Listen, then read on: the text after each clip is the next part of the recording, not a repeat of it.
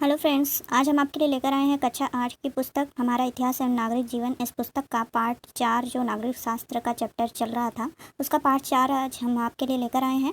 इसके पहले हमने पार्ट 3 देखा था, वैश्विक समुदाय एवं भारत, जिसमें हमने काफ़ी कुछ देखा। जैसे पहला विश्व युद्ध 1914 ईस्वी में हुआ। एक बार हम पिछले वीडियो के जो हैं कुछ चीज़ों को हम रिवाइज़ करते हैं, उसके बाद आगे बढ़ेंगे, इस पार्ट को शुरू करेंगे हर बार की तरह। तो संयुक्त राष्ट्र संघ की स्थापना हुई 24 अक्टूबर 1945 को, ये हमने देखा। दक्षिण सूडान को 193वें देश के रूप में संयुक्त राष्ट्र संघ में सम्मिलित किया गया और वर्तमान में संयुक्त राष्ट्र संघ में 193 सदस्य हैं, ये हमने देखा। और फिर हमने देखा संयुक्त राष्ट्र संघ के कुल 6 अंग हैं: महासभा, सुरक्षा परिषद, आर्थिक एवं सामाजिक परिषद, न्यास परिषद, अंतर्राष्ट्रीय न्यायालय, सचिवालय, ये सब हमने देखा। और फिर एक एक करके हमने सबके बारे में जाना था। फिर एक एक करके हमने सबके बारे में देखा कि महासभा कैसे कार्य करती है। और फिर हमने ये भी देखा कि संयुक्त राष्ट्र संघ ने 10 दिसंबर 1948 को मानवाधिकारों की सार्वभौमिक घोषणा की थी और 10 दिसंबर को मानवाधिकार दिवस के रूप में मनाया जाता है। और भारत की ओर से श्रीमती विजय लक्ष्मी पंडित जो है ये महासभा की अध्यक्ष रह चुकी हैं। महासभा में कुल 6 भाषाओं में कार्य किया जाता है। कौन कौन सी भाषाएँ थी ये भी हमने देखा था। सुरक्षा परिषद के बारे में भी हमने देखा कि इसमें कुल अस्थायी सदस्यों की संख्या जो है 5 है और कुल सुरक्षा परिषद में 15 सदस्य होते हैं, ये हमने देखा। और संयुक्त राष्ट्र संघ की कुछ विशिष्ट संस्थाओं के बारे में भी हमने देखा, जैसे अंतर्राष्ट्रीय बाल कोष है, संयुक्त राष्ट्र पर्यावरण कार्यक्रम है और यूनिफेम है, यूनिसेफ है और खाद्य और कृषि संगठन है, अंतर्राष्ट्रीय मुद्रा कोष है और अंतर्राष्ट्रीय श्रम संगठन है, अंतर्राष्ट्रीय दूर संचार संघ है और विश्व स्वास्थ्य संगठन WHO, ये सब हमने देखा था पिछले वीडियो में। तो यदि आपने पिछला वीडियो नहीं देखा तो आप प्ले लिस्ट में जाकर देख सकते हैं, काफ़ी कुछ जानकारियाँ हैं। अंतर्राष्ट्रीय न्यायालय के बारे में भी हमने देखा, ये जो है संयुक्त राष्ट्र संघ के प्रमुख 6 अंगों में से एक है और इसका मुख्यालय नीदरलैंड के हेग में है। और भी काफ़ी कुछ हमने एक सबके बारे में देखा था। तो अगर आपने पिछला वीडियो नहीं देखा तो आप प्ले लिस्ट में जाकर देख सकते हैं। आज का वीडियो स्टार्ट करते हैं। पाठ का नाम है नागरिक सुरक्षा। क्या है नागरिक सुरक्षा, पहले इसके बारे में जानते हैं। हम सभी लोग भारत के नागरिक हैं, चाहे गांव में रहते हों अथवा नगर में। हमें समय समय पर अनेक आपदाओं का सामना करना पड़ता है। बाढ़, भूकंप, महामारी, दम घुटना तथा दुर्घटनाएं होना, जैसे आग लगना, पानी में डूब जाना, करंट लगना इत्यादि के अलावा बाह्य आक्रमण आदि ऐसी अनेक परिस्थितियां आती हैं जिससे नागरिकों की सुरक्षा करनी पड़ती है। बच्चे कक्षा में बैठकर अपनी शिक्षिका से नागरिक सुरक्षा के बारे में चर्चा कर रहे हैं। ठीक है, तो देखते हैं क्या चर्चा हो रही है। विकास कह रहा है, दीदी नागरिकों की सुरक्षा कौन करता है? शिक्षिका कह रही है, नागरिक सुरक्षा मूल रूप से नागरिकों द्वारा रक्षा है। द्वितीय विश्व युद्ध के बाद हुई जान माल की हानि को देखते हुए प्रत्येक देश ने अपने यहाँ नागरिक सुरक्षा संगठन की स्थापना की, जिसमें नागरिक स्वेच्छा से इसके सदस्य होते हैं, जो नागरिकों की सुरक्षा के लिए सभी प्रकार के बचाव कार्य एवं सेवाएं प्रदान करते हैं। आगे सरला एक प्रश्न पूछ रही है, अपने देश में नागरिक सुरक्षा संगठन की स्थापना कब हुई? तो शिक्षिका बताती हैं, भारत पर चीन के आक्रमण के पश्चात सन 1962 ईस्वी में नागरिक सुरक्षा संगठन की स्थापना हुई। तो नागरिक सुरक्षा संगठन की स्थापना कब हुई? 1962 में, जब भारत ने जो है चीन ने जब भारत पर आक्रमण किया था, उसके बाद 1962 में नागरिक सुरक्षा संगठन की स्थापना हुई थी। अब रफ़ीक क्या पूछ रहा है, नागरिक सुरक्षा संगठन का उद्देश्य क्या है? शिक्षिका बताती हैं, हवाई आक्रमणों से जन धन की हानि को कम करना, औद्योगिक कृषि क्षेत्र में उत्पादन बनाए रखना, जनता के मनोबल को बनाए रखना, प्राकृतिक आपदाओं के समय राहत एवं बचाव कार्य में सहयोग करना, शांति काल में अधिकारियों स्वयंसेवकों को प्रशिक्षित करना तथा अन्य सामाजिक व जन कल्याणकारी कार्य जैसे पल्स पोलियो व महामारी की रोकथाम के लिए टीकाकरण आदि में सहयोग प्रदान करना ही इस संगठन का उद्देश्य है। ठीक है, तो यहाँ पर जो है इस नागरिक सुरक्षा संगठन के उद्देश्य को स्पष्ट किया गया है। आगे है दीपा क्या पूछती है, दीदी क्या सरकारी कर्मचारी भी इस संगठन के सदस्य हो सकते हैं? अब क्या उत्तर मिलता है देखते हैं। हाँ, इस संगठन में उन सरकारी, गैर सरकारी एवं स्वयंसेवी संस्थाओं का भी सहयोग लिया जाता है जो स्वेच्छा से संगठन की सेवा करना चाहते हैं। आगे है विकास, क्या नागरिकों की सुरक्षा का दायित्व केवल नागरिक सुरक्षा संगठन का ही है? तो शिक्षिका बताती हैं, नहीं, यह दायित्व भारत के प्रत्येक नागरिक, प्रत्येक वर्ग, संस्था, स्थानीय संगठन, उद्योग एवं राजकीय तंत्र का भी है। सभी के संयुक्त प्रयासों से ही नागरिक सुरक्षा का दायित्व पूर्ण हो सकता है। अब सरला क्या कहती है, दीदी नागरिकों को सबसे ज़्यादा खतरा किससे होता है? शिक्षिका कहती हैं, दुश्मन देश द्वारा किए गए हवाई हमलों से। अब सरला अगला क्वेश्चन करती है, इन हवाई हमलों से हमें क्या हानि होती है? शिक्षिका कहती हैं दुश्मन देश द्वारा किए गए हवाई हमलों से हमारी संपत्ति, मकान, उद्योग और जन हानि होती है। रफ़ीक अब अगला क्वेश्चन करता है हवाई हमले के समय हमें किन बातों का विशेष ध्यान रखना चाहिए। शिक्षिका कहती हैं ऐसी स्थिति में हमें अफवाहों से बचकर एक दूसरे का सहयोग करना चाहिए।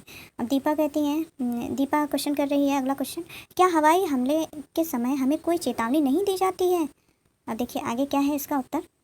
जब दुश्मन विमान द्वारा हवाई हमला होता है उस समय विमान की दिशा और लक्ष्य की जानकारी रडार द्वारा प्राप्त होती है। तब प्रशासनिक अधिकारियों द्वारा क्षेत्रीय जनता को सूचना दी जाती है। ठीक है, इन्हें भी जानें। देखें क्या है, हवाई हमले की सूचना निम्न माध्यमों से दी जाती है। Telephone, wireless, television, mobile phone, radio, विद्युत सायरन, हैंड सायरन, सूचना संकेत, ये सब जो है हवाई हमले की सूचना के लिए इन माध्यमों का प्रयोग किया जाता है। ठीक है, आगे बढ़ते हैं। ये विकास कर रहा है, क्वेश्चन कर रहा है, यह सूचना सबके पास इतनी जल्दी कैसे पहुंच जाती है। अब शिक्षिका कह रही है यह सूचना सबके पास मीडिया, ध्वनि एवं प्रकाश के माध्यम से पहुंचाई जाती है। हवाई हमले के समय कौन सा संकेत दिया जाता है। सरला अब क्वेश्चन कर रही है। फिर देखिए यहाँ पर इसका उत्तर दिया गया है कि हवाई हमले के समय कौन सा संकेत दिया जाता है। हवाई हमले के समय दिन में लाल झंडी और रात्रि में लाल बत्ती दिखाई जाती है तथा 2-2 मिनट पर ऊंची नीची आवाज़ में सायरन बजाया जाता है। अब देखिए यहाँ पर इन्हें भी जाने, इंपॉर्टेंट पॉइंट है इसमें। सूचना संकेत है, पीला रंग जो है प्रशासन के लिए होता है हमले की संभावना पर, और सफ़ेद रंग भी प्रशासन के लिए होता है हमला टल जाने पर, और फिर लाल रंग जो होता है क्षेत्रीय जनता नागरिकों के लिए होता है, ये हमला प्रारंभ होने पर जो है होता है, यह संकेत दर्शाया जाता है। हरा रंग प्रशासन और नागरिक दोनों के लिए होता है हमला समाप्त हो जाने पर। ठीक है, रफ़ीक क्या कहता है, दीदी हवाई हमले से बचने का क्या उपाय है। तो उत्तर यहाँ पर दे रही हैं शिक्षिका, हवाई हमले से बचने के लिए सुरक्षित स्थान पर चले जाएं, ज़मीन पर पेट के बल लेट जाएं, कानों में रुई डाल लें तथा दांतों के बीच लपेटा हुआ कपड़ा दबा लें। ठीक है, रात में हमले से बचने का क्या उपाय है। दीपा अगला क्वेश्चन कर रही है, इसका उत्तर है रात में हवाई हमले के समय दुश्मन को भ्रमित करने के लिए ब्लैक आउट किया जाता है। ब्लैक आउट क्या है, विकास ये क्वेश्चन कर रहा है, ब्लैक आउट क्या है। ठीक है, तो देखते हैं। आबादी वाले क्षेत्रों में अंधकार करके शत्रु सैनिकों को उसके लक्ष्य से भ्रमित करना ब्लैक आउट है। जैसे समुद्र या नदियों के किनारे बल्ब आदि से प्रकाश करने पर दुश्मन वहां बस्ती समझकर बम गिरा सकते हैं जो पानी में निष्क्रिय हो जाएगा। इससे हम अपने जन, धन, मकान व उद्योग की रक्षा कर सकेंगे। सरला अगला क्वेश्चन करती है, हवाई हमले के समय घायल नागरिकों का प्राथमिक उपचार कौन करता है। तो यहाँ उत्तर दे रही हैं शिक्षिका, हवाई हमले के समय ही नहीं बल्कि अन्य आपदाओं के दौरान भी घायल नागरिकों को प्राथमिक उपचार प्रदान करने के लिए प्राथमिक चिकित्सीय सेवा महत्वपूर्ण योगदान होता है। रफ़ीक कह रहा है आग लगने पर उसे बुझाने के क्या उपाय हैं। ठोस पदार्थ, यहाँ देखिए क्वेश्चन का उत्तर है, ठोस पदार्थ लकड़ी, कोयला आदि से आग लगने पर सीधे पानी डालकर बुझाना चाहिए। ज्वलनशील पदार्थ जैसे पेट्रोल, डीजल आदि से आग लगने पर हवा से संपर्क हटा देना चाहिए। गैस से आग लगने पर जूट की बोरी से ढककर आग बुझाना चाहिए। बिजली के सभी स्विच व उपकरण बंद कर देना चाहिए। गैस के रेगुलेटर नॉब को बंद कर देना चाहिए तथा घर के खिड़की दरवाजे को खोल देना चाहिए। बिजली से लगी आग पर पानी नहीं डालना चाहिए बल्कि बुझाने से पहले मेन स्विच से बिजली काट देनी चाहिए। शरीर में आग लगने पर कंबल से शरीर को ढक देना चाहिए। ठीक है, तो ये यहाँ पर जो है आग लगने पर उसे बुझाने के सभी तरीकों को यहाँ पर बताया गया है। आगे बढ़ते हैं, आग बुझाने के उपकरण कौन कौन से हैं यहाँ दिया गया है, देखते हैं। पहला है ड्राई पाउडर अग्निशामक यंत्र। यह क्या करता है, यह बहते हुए द्रव पदार्थ की आग बुझाने के लिए प्रयोग किया जाता है। इसमें मुख्य रूप से सोडियम बाइकार्बोनेट का प्रयोग किया जाता है। दूसरा है गैस टाइप अग्निशामक यंत्र। इसमें कार्बन डाइऑक्साइड होती है। इसमें गैसीय अवस्था में कार्बन डाइऑक्साइड का प्रयोग उन वस्तुओं में लगी आग को बुझाने में करते हैं जो पानी से खराब हो सकते हैं, जैसे कागज़, बही खाता, cash book, currency note, computer इत्यादि। ठीक है, अगला है तीसरा वाटर टाइप अग्निशामक यंत्र। कार्बन डाइऑक्साइड इसमें भी होती है। यह अग्निशामक यंत्र पानी फेंकता है जिसमें कार्बन डाइऑक्साइड पानी में घुली रहती है तथा कूलिंग मेथड से आग बुझाई जाती है। अब अगला है चौथा फोम टाइप अग्निशामक यंत्र। पेट्रोल, तेल आदि द्रव पदार्थों में लगी आग बुझाने के लिए फोम टाइप अग्निशामक यंत्र का प्रयोग किया जाता है। ये झाग द्वारा आग की सतह को ढककर उसे तुरंत बुझा देते हैं। ठीक है, तो ये थे कुछ अग्निशामक यंत्रों के बारे में। ठीक है, आगे देखते हैं। दीपा अगला क्वेश्चन करती है, दीदी दुर्घटना में हड्डी टूट जाने पर मरीज का कैसे प्राथमिक उपचार करना चाहिए। हड्डी टूट जाने पर तिकोनी पट्टी और खपच्ची, बांस का छोटा टुकड़ा का प्रयोग करके प्राथमिक उपचार करना चाहिए और तुरंत नज़दीक के अस्पताल में इलाज कराना चाहिए। अगला क्वेश्चन करता है विकास, दीदी दुर्घटना में रक्तस्राव, खून बहना रोकने के लिए क्या करना चाहिए। फिर शिक्षिका कहती हैं घाव पर मेडिकेटेड रुई एवं पट्टी बांधकर बहते हुए रक्त को रोकना चाहिए। घाव वाले अंग को ऊपर की तरफ करने से रक्त बहना रुक जाता है। आगे है रफ़ीक कहता है दम घुटने पर क्या उपाय करना चाहिए। दम घुटने पर रोगी के कपड़ों को ढीला करके उसके मुंह में अपने मुंह से कृत्रिम श्वास फूंकना चाहिए और तत्काल नज़दीक के डॉक्टर से संपर्क करना चाहिए। अब आगे है इन्हें भी जानें। लास्ट में कुछ पॉइंट है। बंद कमरे में जलती हुई अंगीठी रखकर ना सोएं।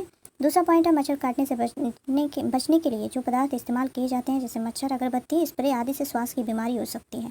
ठीक है, तो सबसे अच्छा जो है मच्छर से बचने का उपाय है मच्छरदानी, उससे प्रयोग करना चाहिए। आगे है मच्छर से बचने के लिए मच्छरदानी का प्रयोग करें, यही बात है आगे। और चौथा है कमरे में रूम हीटर लगाकर ना सोएं। तो ये था पार्ट 4 जो है। आगे एक शब्दावली भी दी गई है। वार्डन क्या होता है? नागरिक रक्षा के क्रियाकलापों का केंद्र बिंदु होता है। वह अपने क्षेत्र से अधिक स्वयं सेवकों को एकत्र करके उन्हें नागरिक रक्षा के कार्यों की जानकारी तथा मार्गदर्शन देता है। ठीक है, तो ये था पार्ट 4। आगे हम आपके लिए लेकर आएंगे पार्ट 5 जिसमें होगा दिव्यांगता के बारे में। दिव्यांगता की श्रेणियाँ कैसी होती हैं और दिव्यांगता के प्रकार हैं कितने, ये इन सब के बारे में हम जानेंगे और उसके बारे में चर्चा करेंगे। तो प्लीज़ चैनल को सब्सक्राइब करें, वीडियो को लाइक करें। Thank you.